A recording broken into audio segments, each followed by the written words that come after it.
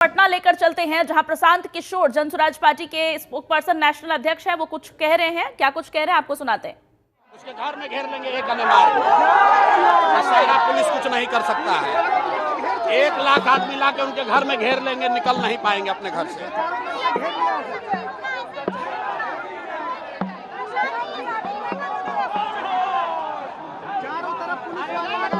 कोई फर्क नहीं है, पुलिस से कौन डरता है?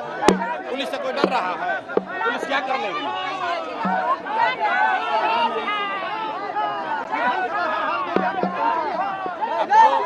राज्यपाल या मुख्यमंत्री से मिलना है।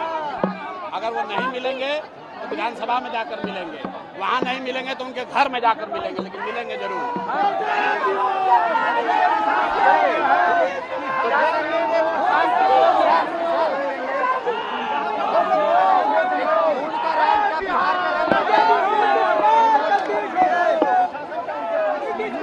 प्रशांत जी, ये खून का रंग क्या बिहार का रंग बदलेगा सर? ये खून का रंग बिहार। राष्ट्रीय अध्यक्ष को सुन रहे थे आप। प्रशांत किशोर हमलावर हो रहे हैं नीतीश सरकार पर और साफ तौर पर कह रहे हैं कि विधानसभा के बाहर विरोध प्रदर्शन कर रहे हैं और विरोध प्रदर्शन के दौरान कार्यकर्ताओं और पुलिस के बीच झड़प भी देखने को मिली और पूरा हंगामेदार रहा। लगातार सवाल पूछे जा रहे हैं। रोजगार और बिहार में बढ़ते अपराध को लेकर लगातार सरकार को घेर रहे हैं प्रशांत किशोर। और इस पूरे मामले पर आपको बता दें कि तेजस्वी और नीतीश कुमार के बीच भी आज झड़प की खबरें सामने आई, जहां नीतीश कुमार ने तेजस्वी यादव को उनके पिता के कार्यकाल की याद दिलाई। साफ कहा कि आपके पिता के कार्यकाल में कैसा राज था वो भी देखा है जनता ने। आपको बता दें कि बिहार में पिछले कुछ दिनों में कई अपराध हुए हैं, गोलीकांड की कई खबरें सामने आई। वहीं रोजगार के मुद्दे पर भी लगातार प्रशांत किशोर सरकार को घेर रहे हैं। राजीव मेरे सहयोगी हमारे साथ जुड़ गए हैं फोन लाइन पर, उनसे तमाम जानकारी लेंगे। राजीव, पटना से ये तस्वीरें हम देख रहे हैं जहां प्रशांत किशोर सरकार पर हमलावर हो रहे हैं, रोजगार और अपराध के मुद्दे को लेकर घेर रहे हैं। क्या मांगे हैं उनकी? कह रहे हैं नीतीश कुमार से जवाब चाहते हैं। देखिए शिवानी, चुनावी रंग में अगर सभी जो राजनीतिक दल जो है वो मतलब कि अब दिखाई देने लगे हैं तो इसमें कोई अतिशयोक्ति नहीं होगी। इधर मतलब कि बिहार विधानमंडल के मॉनसून सत्र में भी मतलब कि आपको विपक्षी जो पार्टी है वो मतलब कि सरकार पर हमलावर है और दोनों सदनों को मतलब कि 2 बजे तक मतलब कि स्थगित कर दिया गया है वो हंगामे को लेकर। और कई मांगे जो है SIR को लेकर, जहां विपक्षी जो पार्टी है वो सरकार से आर पार की लड़ाई के मूड में है, तो वही प्रशांत किशोर की जो पार्टी है जनसुराज, वो पहले से ही इस बात को लेकर मतलब जानकारी दी थी कि चूंकि प्रदेश में जो गरीबों को बिहार की सरकार में नीतीश कुमार ने उन्होंने मतलब कि कहा था कि 2 लाख जो गरीब तबके जो लोग हैं उनको मतलब कि दी जाएगी। घोषणा करने के बाद भी अभी तक किसी भी गरीब तबके लोगों को 2 लाख की जो राशि है वो मतलब कि अभी तक नहीं मिली है।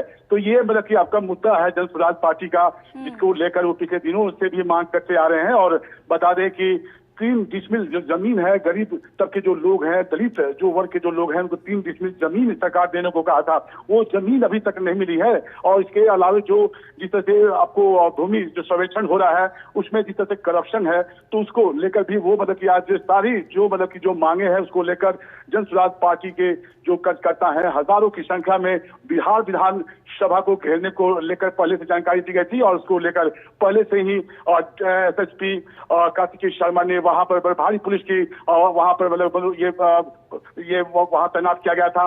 और अभी जो एक कानूनी जो प्रक्रिया है उसके तौर पे अगर उसका उल्लंघन होता है तो कहीं ना कहीं मतलब कि अब पुलिस जो है उसको लाठीचार्ज भी करना पड़ा। जनसुराज की पार्टी के कई कार्यकर्ताओं का सर पर ये लाठियां मतलब कि पुलिस की चली।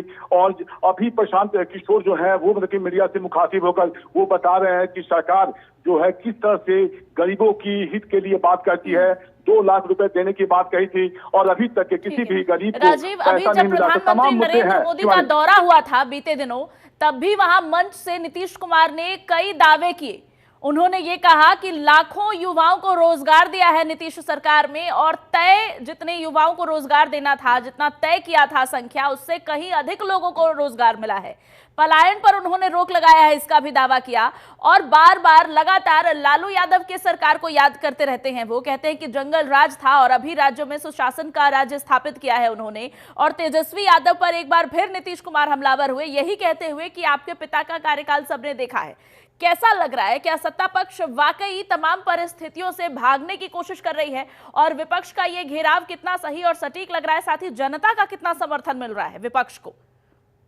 देखिए शिवानी, अगर आपकी जो सवाल है अगर उस पर हम अगर बात करें तो चूंकि मानसून सत्र का आज तीसरा दिन है, 5 दिनों का ये मानसून सत्र बुलाया गया है, लाखों रुपए मतलब कि इस पर खर्च होते हैं और जनहित से जुड़ी हुई सरकार जो है वो मतलब कि कई विधेयक लाती है और अभी तक तीसरा दिन है और मानसून जो सत्र है वो सुचारू रूप से शुरू नहीं हो पाया है। तीसरे दिन भी आज वो हंगामे के द्वारा मतलब कि 2 बजे तक स्थगित हुआ है और दोपहर के बाद जब 2 बजे के बाद भी जब शुरू होता है तो उस समय विपक्षी पार्टी सदन को नहीं चलने देते हैं।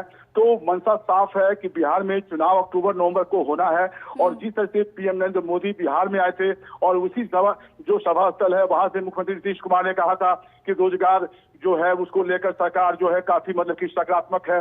और बता दें कि ये बात सही है कि मुख्यमंत्री नीतीश कुमार के कार्यकाल में अभी तक 10 लाख लोगों को नौकरियां जरूर दी गई है, 39 लाख लोगों को रोजगार दिया गया है, ये कहना है नीतीश कुमार का। और बता दें कि 2025 से 30 के बीच में वो एक बार फिर से जनता से वो मतलब कि अपना समर्थन मांग रहे हैं कि अगर सरकार अगर बनती है तो 1 करोड़ जो लोगों को रोजगार और नौकरियां दी जाएगी। तो तमाम सारी जो बातें हैं, तमाम जो बातों को लेकर मुख्यमंत्री नीतीश कुमार पीएम नरेंद्र मोदी ठीक है, तो एक तरफ नीतीश कुमार के दावे और वादे हैं और दूसरी तरफ विपक्ष के सवाल और मौजूदा हालात पर गौर करने की स्थिति।